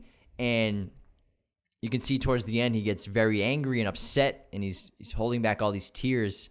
And then he finally has a look of possible acceptance, or maybe it's a look of, I'll see him again sometime or someday. And that it's either maybe he's letting go, or maybe he's just holding on to more hope. Yeah, it's a powerful scene. And he actually, at the last moment, glances at us, the viewers, for a moment. Yeah, it breaks the fourth wall. Yeah, it breaks the fourth wall. It's a great little moment. And it's a powerful song to put on with the image of Elio crying, because, like you said, the lyrics of the song actually pertain to a breakup, and about how, like, some of the lines are, "I have kissed you for the last time. Is it a video?" And I think it's kind of saying that, is it even real anymore? Is this love gone now, or is it just memories? Like, is it a video? Is it just something I remember? Did it even really happen? Is it a reality still, or is it just memories from my past? And so, I mean, this movie is a brilliant discussion and commentary on love and the loss of love and growth through that. Elio speaks English, French, and Italian in this film, and Chalamet is actually fluent in French in real life, and then he picked up on and learned Italian for the movie, as well as he learned a lot of those classical piano pieces for the film and guitar. Despite there being various sex scenes in the movie, Armie Hammer said that the most uncomfortable scene he felt during the filmmaking was when he's dancing at that outdoor club, because he had to basically just dance with no music, like kind of by himself, and he said he was very uncomfortable doing it. That makes sense, because the dancing's pretty weird in that movie. It is weird. It doesn't really go with the music. Yeah, not at all. They originally wanted to do full frontal nudity in this movie, but both Hammer and Chalamet refused to do it and put in their contract that they wouldn't have to do it, which is just kind of like an American thing. Obviously, European countries are much more open to sexuality and nudity in film and TV, but it's just something about America where full frontal nudity, for men especially, is just a big no-no. It's ironic because women can get naked all the time, but then men don't want to get naked. So it is ironic with America. In an interview on Quota Den in 2016, Timothy Chalamet revealed that Armie Hammer suffered wardrobe malfunctions from the short shorts he wore throughout the entire movie, and his testicles had to be digitally edited out of some of the scenes as a result. He's wearing booty shorts this whole movie. This episode of Raiders of the Lost podcast is brought to you by our friends at movieposters.com. Use coupon code RAIDERS15 for 15% off your order today. Movieposters.com is the #1 site to get your movie posters and has been for years. They've been great to work with. They're sponsoring our new giveaway contest, and they offer great options of original designs, framing, backlight, canvas, even plaque designs. Raiders15 to get 15% off your order today at movieposters.com. The last film of this episode will be Moonlight, directed and written by Barry Jenkins in 2016, based on a story by Terrell Alvin McCraney. The film stars Mahershala Ali, Naomi Harris, Trevante Rhodes, Alex R. Hibbert, and Ashton Sanders. It had a box office of $65 million global on a $1.5 million budget and won Best Picture at the Academy Awards. Chiron, an African-American growing up in Florida, struggles with his identity and sexuality while experiencing the everyday struggles of childhood, adolescence, and burgeoning adulthood. This movie is emotionally devastating. One of the most powerful in-theater experiences I've had in several years. I remember I walked out of the theater like I just got hit by a truck. It's such a powerful and profound film. Obviously it won Best Picture, but it's one of the best movies of the last 10 years. Yeah, it's truly an essential American film, and Barry Jenkins paints a beautiful picture of a tragic life that's not because of the character Chiron. It's because of his surroundings and what they had done to him. Throughout the film, we watch the innocence and potential of a young boy stripped away basically from his upbringing, his emotionally abusive and drug-addicted mother, bullies, a society that rejects him, friends that reject him, and it ends up with him forcing himself to create this new persona to protect himself. Throughout his childhood, he had no love in his life. His mother never loved him. His mother was a serious crack addict, and his father is absent, and he has very few friends, and most of the boys want to beat up on him all the time. Young Chiron Little, he's afraid of the world. He's afraid of other people. He's afraid of speaking. And all he wants to do is leave. He's very similar to Ladybird. He just wants to get out of his house. He wants to get out of his life. And it's a very tragic life. And it's actually very similar to the director Barry Jenkins' life. His mother was also an abusive crack addict. And so this, although it's adapted from a play, this very much is a story about Barry Jenkins' life. And Barry broke this up into 3 chapters. We have Little, Chiron, and Black. And all 3 parts are of the same character in childhood, adolescence, and then adulthood, and each one played by a different actor. And this film reminds me of a lot like Boyhood, but this film captures more of an emotional journey of a character and a person rather than what Boyhood to me is more like a chronicle of a life, if that makes sense. Yeah, and I think that setting it up with this 3-act structure of the 3 different ages is what makes this movie work so well, because they basically show you everyone, all of us as people, we evolve and we transform. And we become different people over time based upon our experiences, based upon our choices. And so in many ways, myself right now, I'm much different than who I was when I was 20, who's much different than who I was when I was 8. We evolve as people into different people, and this film illustrates that. Yeah, and so Chiron evolves in different ways for basically self-protection and also self-identity. And much like Ladybird, and also just like in Call Me By Your Name, we're dealing again with identity and how to become the person you want to be, or escape your life, or knowing what path to take in life. And in the first act, when we're following Little, like you said, Little is this young boy. He doesn't fit in with any of the other boys. He gets bullied. His mother doesn't care about him. he spends the majority of the first act, with his head down, doesn't speak much, doesn't get more than 3 or 4 words out at a time.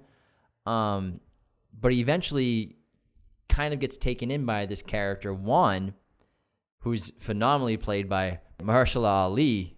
And my God, what a performance this guy gives. And he deservedly won an Oscar for this role, despite being in the film for less than 20 minutes. And why does Juan help Little? Why does he help pull him out of that hole, out of that drug den?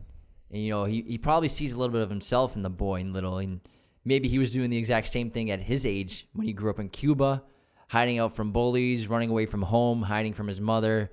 They both hate their mothers when they were young, but grow to miss them as they're older and adults. But Juan's also a drug dealer, and he's the drug dealer that his mother gets her drugs from. And so Juan is part of this vicious circle in Little's life where he wants to try to amend the wrongs that have happened to him because he's helped cause a lot of that pain in his life. Yeah, Juan wants to become a kind of a father figure to Chiron. He gives him advice.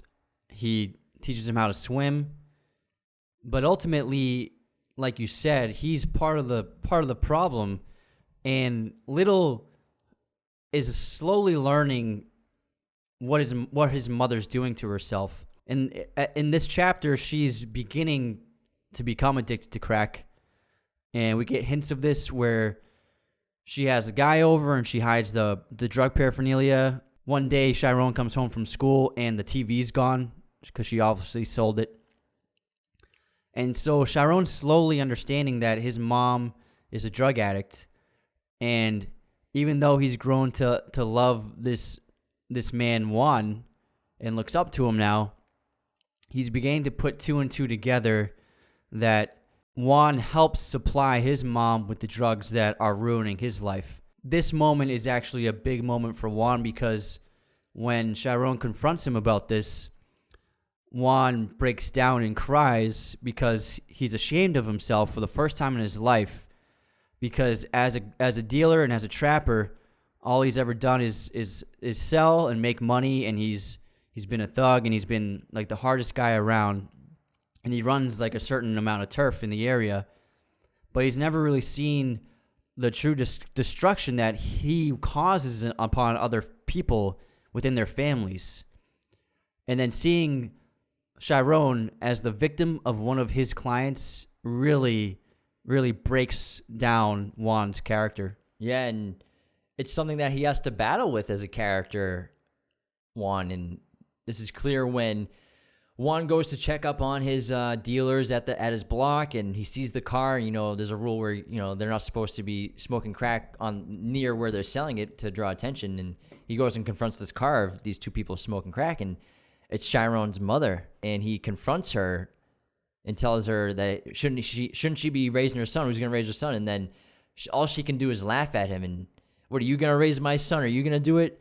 And she smokes the crack in his face and laughs and says, and basically she's saying, you're just as bad as I am, so who are you to tell me what to do? In this moment, we also see that they both care about Little, and they both know Little's secret, that he's a young gay boy. Little doesn't really understand it yet, but in this fight, Paula makes fun of Little the way he walks, like the feminine way that he walks. And then also there's a small hint about Little's true sexual nature in a scene at school where they're in that dance room, and the teacher has music playing, and all the kids, I think it's like a free time to dance and do whatever you want. And most of the girls are dancing and having fun. Some of the boys are they're not really dancing, but they're having fun in some way. But Chiron is dancing very passionately and with a very feminine quality to it. And I think this is a small hint to one of the reasons why the other kids pick on him. They know he's different. And it's also a hint to what his real sexual nature is. Yeah, and there's another hint, too, where there's a scene where the kids are all the boys are playing soccer. They're kicking that really old beaten-up soccer ball around. And they're all just kind of like messing with Chiron a lot until Chiron eventually walks away. But then his friend Kevin comes and follows him, and Kevin's a prevalent figure in his entire life in both chapters of this film, in this story. And in this scene, Kevin's trying to explain to Chiron that he's got to stick up for himself, and he's got to show the other kids that he's not afraid of confrontation, that he's not afraid to back down, and he's got to be able to hold his own around all the kids. And so they have this little wrestling match on the ground, and this again is like the dance scene. It's one of the only times where Chiron kind of connects emotionally with something or somebody. And when Kevin gets up after they're wrestling, Chiron just has this look on his face of like that was like an amazing experience for me, and he seems kind of blown away, and he can't even blink because he's just feeling so many things at the moment at the hands of doing something physical with Kevin. And obviously this will lead to more things later on with Kevin in the film. I think that this little wrestling match they have is the first of 3 moments of intimacy between Chiron and Kevin throughout the film. We'll get to the other 2 when we get to those chapters, but I think that this is the first moment of intimacy because young boys, they're physical, they fight, they're aggressive. And even with like, if like a boy has a crush on a girl, he'll like push her or like kind of be mean to her. And so this is a way of young boys expressing themselves by being violent and by fighting and wrestling. And so I think that Chiron and Kevin are in a way expressing intimacy as children in this wrestling scene.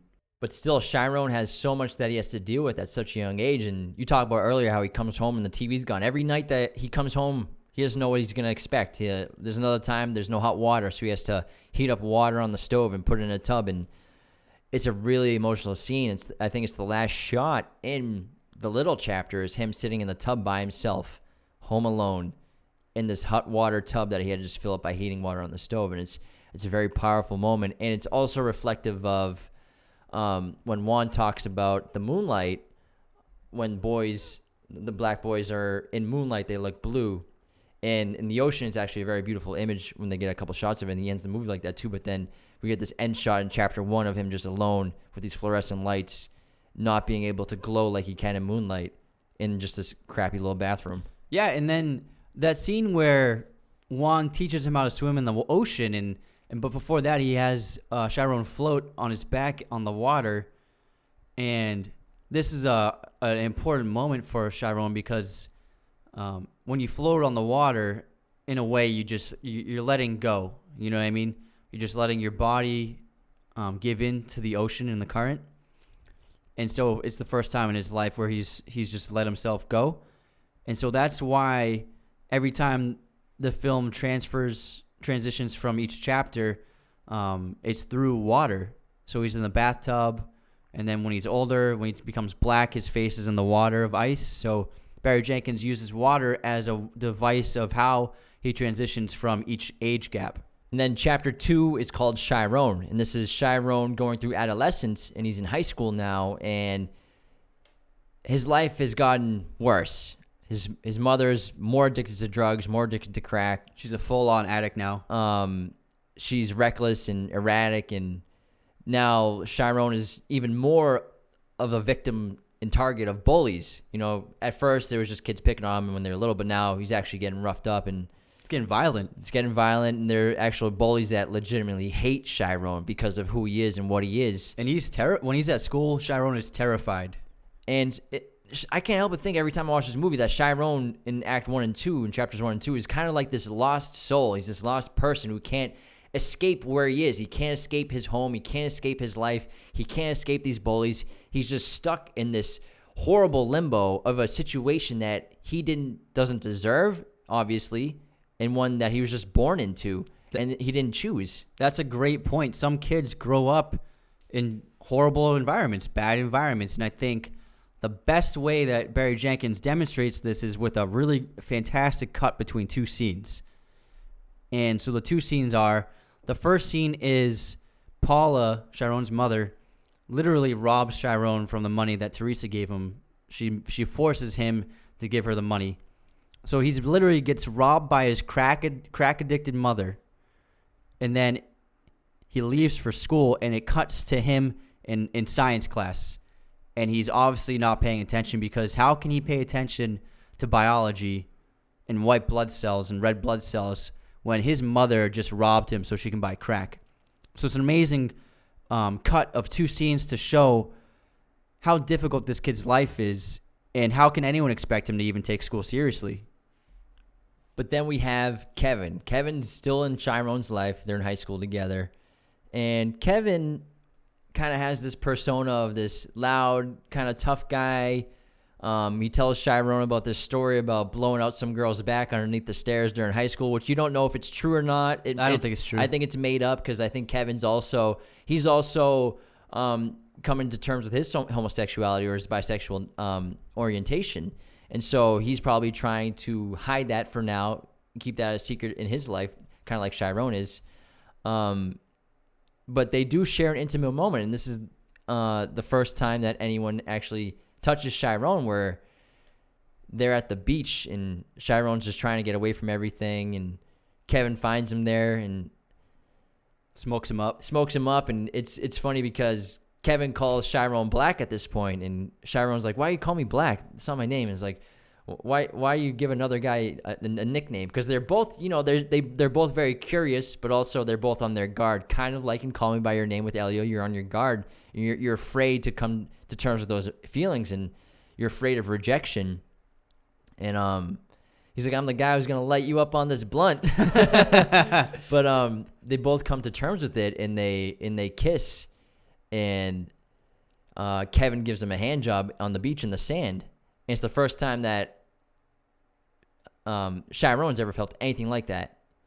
It's the first time he's ever experienced anything like that. He's never been touched in a loving way before. And so despite everything that's horribly wrong in his life, he now has this connection with Kevin. In your head, you're thinking, like, maybe there can be a future with Kevin and Chiron, or maybe there's some storyline that could happen with them, and maybe they could start a relationship or keep it secret or not, or be public with it. And it kind of gives you hope, and it gives Chiron hope. And this scene is very important because if you notice, what light is shining on them? Moonlight. The moonlight shining on them. It's going to be a recurring theme, obviously. We'll get to that at the end. So, but in the scene where he has his first sexual experience, Chiron is bathed in moonlight. The main difference between this chapter and the previous chapter is the absence of Juan. And we find out that Juan died. We don't know how he died, but we know he's dead. And my guess is some drug-related reason. I mean, for example, when Chiron was little and he knocked on the door, Juan approached the door with a handgun. So obviously he works in a very dangerous industry. So I would guess that something like that happened.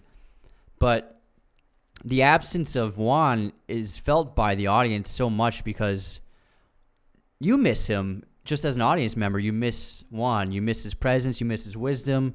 You miss his kindness towards Chiron, and you miss his fatherly his fatherly qualities. And you can only imagine how hard it is for Chiron to have to go through each day without Juan anymore, because Juan was his father figure, and a father figure is very important to a young boy and a young man. And so without that father figure, he feels like he's lost, especially because his mother is completely gone now. And also during that beach scene, he's bathed in moonlight, but also he and Kevin talk about that breeze. There's this cool breeze coming from the ocean that they're both just feeling. And Kevin talks about how he can feel it all the way in his hood, and everything just stops and everyone just relaxes and feels this breeze coming through from the ocean. And that comes into play later on too. And as we talked about, this is a possible future emotional connection for Chiron that he can build. And maybe he thinks he can build it into an actual connection. But the next day at school, the bullies make Kevin play that old game they used to play. And they point out Chiron to get knocked out by Kevin. And Kevin has to make the decision to either give in to the bullies and the popular kids and to hide his true identity and beat up Chiron, or to not beat up Chiron and accept who he really is at the time. Instead, he decides to beat up Chiron, and all the bullies end up kicking him, and they just mess him up on the ground. And Chiron took a beating, and he's really got some significant injuries. And it's a really emotional scene when he's got bandages on his face, and he's still bleeding, and he's talking to the principal and the principal's trying to tell him like he has to confess or he has to give up the other kids. They should be sitting there next to him too. If he was a real man, he'd be telling him. But Chiron just tries to tell her that she has no idea. She doesn't know anything. She doesn't know anything about what's going on in his life and everything that he has to deal with.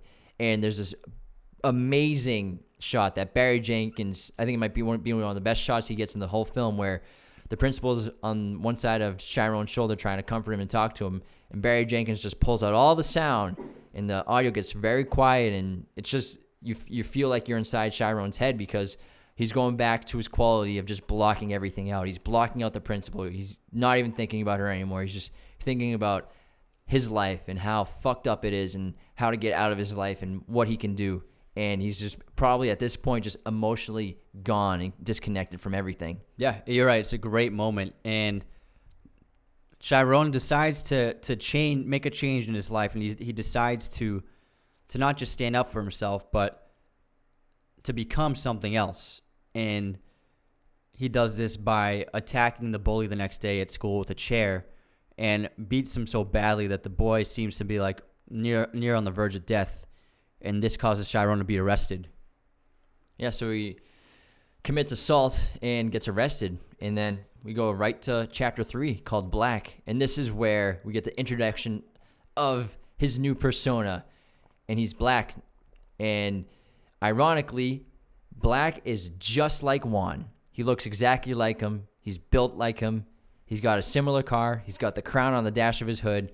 He's a hardcore trapper. He's the toughest guy in the neighborhood. So he's become what at first as a kid he learned to despise after he learned about what Juan really did for a living and how it affected his life and his mother. Now he's become that.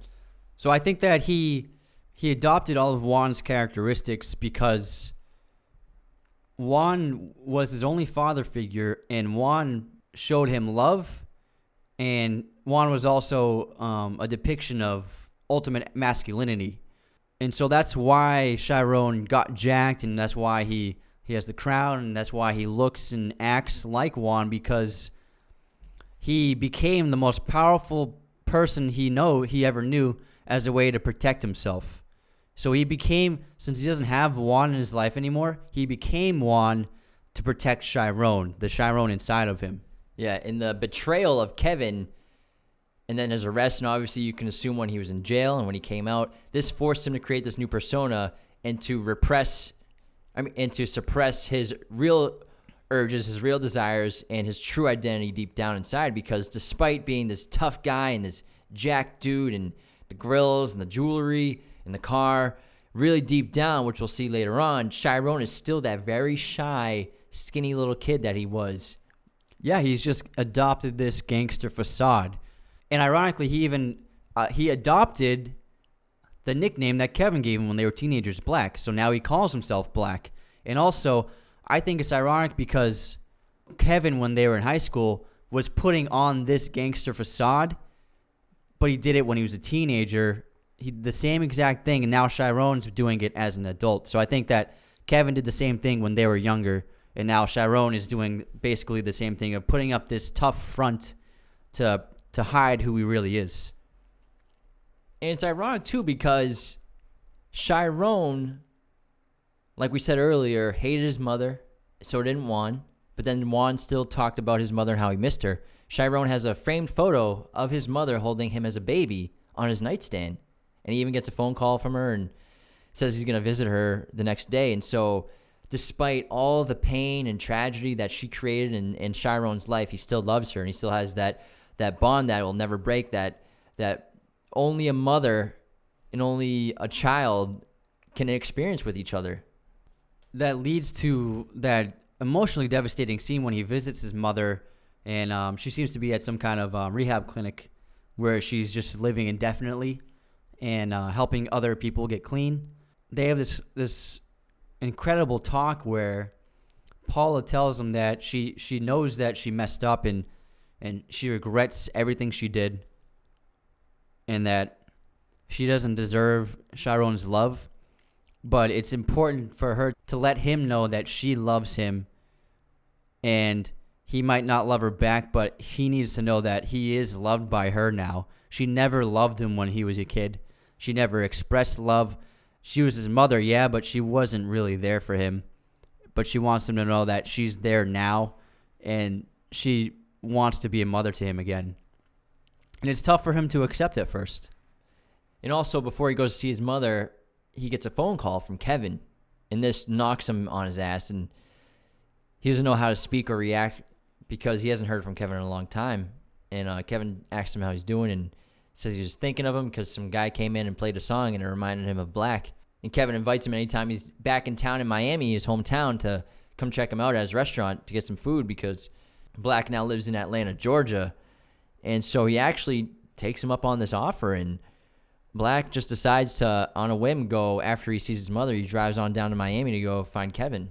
He makes the drive because he still feels this strong, intimate connection to Kevin. Yeah, so the last 15 minutes of this film is this really beautiful scene of Black, a.k.a. Chiron, coming to find Kevin at his diner. And it's a really amazing scene, and it's people might think it's long, but I think it's perfect length, and you really get this connection between these two, and they learn about each other. And again, just like the phone call, as soon as he sits down at the diner and Kevin realizes it's him, he can't say a goddamn word, and Kevin even makes fun of him. He's like, same Chiron, you can't get more than 2 words out of your mouth at a time. Even though earlier he was just talking to his employee and his dealers like he was nobody, and like he was a tough guy. So he officially loses that tough guy persona and he's back to Chiron. He's back to putting his head down. The first 2 acts of this movie, he's constantly got his head down, looking at the ground, speaking at the ground. Now, obviously, when Chapter Black starts, Black's face is always up. That's the first thing you notice. His chin's up. He's keeping his head high, but not anymore now that he's in front of Kevin. Yeah, and ironically, Kevin makes him a Cuban dish, and Juan is from Cuba, his father figure. So I think that's a cute little connection between them. But ultimately, they do have a nice reacquaintance, and they're happy to see each other. But Kevin ultimately reveals that he's kind of disappointed with who Chiron became. When he confesses to him that he's trapping. Yeah, when he says he's trapping, and he's like, "Why are you wearing these grills?" And he's like, and then he tells Chiron, he's like, "I know you, and this isn't you." And Chiron angrily says, "You don't know anything about me." And then Kevin says, I don't know you. And what he's saying is like, I actually know you better than anyone else in the world. I know who you really are. I've seen your true side. So yes, I do know who you are, and I know that you really aren't a trapper. And so that's why Kevin is ultimately disappointed and underwhelmed by what Chiron became. Because he really deep down, like you just said, he knows Chiron. He knows that Chiron, he's not really Black. His name is Chiron, and he's really that skinny little scrawny kid that grew up in horrible conditions. He had the crack-addicted mother, and he's just been reaching out desperately his entire life for some kind of love, some kind of affection. So they almost get in this kind of fight, or at least Kevin tells his true feelings about it, like how you said he's disappointed with Chiron. And there's this shot where Kevin gets up to go clean up some dishes, and then Chiron looks at the door, and Barry Jenkins does this 4-second push-in on this door, which is like, he could leave. Maybe he's thinking about, I'm just going to get in my car and go back home to Atlanta and never see Kevin again. And it sounds very noisy and chaotic outside. So you might think for a second that Chiron's just going to leave, but he decides to stay, and he asks Kevin why he called him. Why'd you call me up? And he explains about the guy who walked in and put on a song, and so Kevin gets up and puts that same song on. It's the song Hello Stranger by Barbara Lewis. It's a powerful scene because there's no dialogue being spoken. They're both just listening to this romantic song, and they're just making eye contact with each other. They're just looking at each other. There's no dialogue, no lines, no expressions besides nonverbal communication. Yeah, and the song, the lyrics, I mean, I can't remember them specifically, but the theme is the courtship between two people. So Black drives Kevin back to his home, and obviously Kevin, lets him stay and come over for the night because Chiron didn't plan this out. He didn't plan on where to stay. And they go back to talking about how Kevin's a little disappointed in what Chiron's become. And then Chiron reveals why he changed, and he tells Kevin that when he went to prison and he was released, he rebuilt himself from the ground up and became Black and changed his entire persona as a way to protect himself. And so he pretty much kind of like invented black. Yeah, so black, again, is this, we talked about multiple times, and especially at the beginning of this part of the episode, that it's this child who creates this new persona as basically like a shield to protect himself, which is what black is to Chiron. And Chiron's, the last thing he says to Kevin, the last 2 lines of the film, actually, he tells Kevin that he's the only man that's ever touched him, and pretty much the only person that's ever touched him in his entire life. And this really kind of embodies the character of Chiron, who has been longing his entire life for affection, physical connection, sexual connection, longing, dealing with his suppression of his homosexuality, his mother's pain, the pain his mother caused him, the death of Juan, everything he's gone through in his life. And Kevin's the only person that he's ever had any kind of real connection with. We learned that Chiron, ultimately, he wants to be touched by someone who loves him. He wants intimacy. He's never had it. And it leads to the great finale where Barry Jenkins cuts to what appears to be the bedroom, and Kevin is just holding Chiron with affection and love and comfort. And Chiron is just resting his head on his shoulder, and it's the one thing he's always wanted but never had. And then it cuts to Chiron as a child, bathed in moonlight at the beach. What do you think the moonlight represents? Identity. I think that the moonlight represents freedom and truth. So that's why we see Little on the beach bathed in moonlight, because by allowing himself to open up to Kevin and then being held intimately by Kevin, he's finally freeing Chiron from this facade that he built, and he's finally being true to himself, and he's not going to repress who he is anymore. And so now that he's finally set himself loose and he's out in the open, we cut to the moonlight because he's finally free. This film is full of the theme of betrayal. A lot of characters betray things that are important to them. I mean, obviously, Chiron's mother, Paula, betrays him, treats him basically not like a son at all. Treats him with disgust at times, contempt. There's that emotional scene where she's in the hallway high and just staring at him with rage and screaming at him. Then she slams the door into her room. Juan himself, he, in a sense, betrays Little because he's the one that's providing the drugs for Chiron's mother, so he betrays him. And Chiron even betrays his own true identity when he becomes black. Kevin betrays Chiron in high school when he attacks him in order to keep up his tough guy persona and his fake identity. And again, the end of the film is coming to terms with who you are and accepting who you are. Yeah, it's a really beautiful, profound movie. It deserved the Oscar for Best Picture for sure.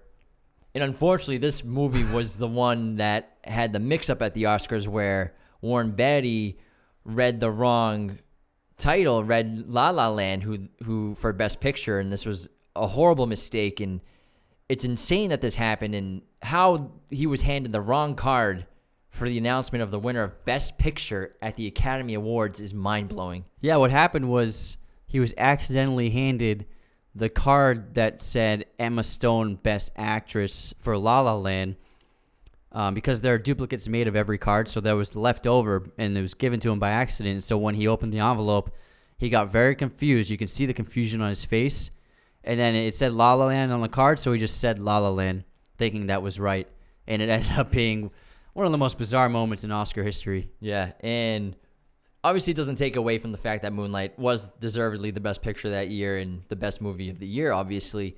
But how does this happen? First of all, hopefully the person who did this is fired and banished from California in general in the industry. And also, you should not have 85-year-old, 90-year-old people reading cards for Best Picture winners. Let's just nip that in the bud. Yeah, because I think if someone who was more astute would have been like, oh, this says Best Actress card, I need the Best Picture card. Rather than a 9-year-old man who's kind of on his rocker a little bit. He's got 80 million people are watching him. He's obviously like, But it's a wild moment. A really cool fact about this movie is that Brad Pitt actually provided the money for the budget and the distribution for the film. So he actually won an Oscar for the Best Picture because he put up the money for it. Plan B. Plan you go. B.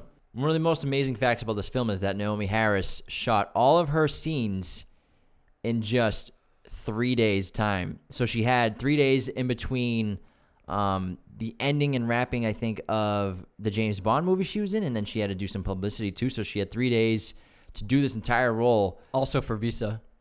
Oh, yeah, so she had issues with her visa too. Yeah. The scenes that she's in span 15 years of the character's life, and her makeup is incredible in terms of what they did so quickly, and it's just a testament to Naomi Harris's immense skill as an actor. And her voice changed, especially when she's older. She sounded old. Yeah, and it's hard to find actors that talented to do what she did on such a short notice, and she won Best Actress, right? Best Supporting Actress, I think. Nominated, okay.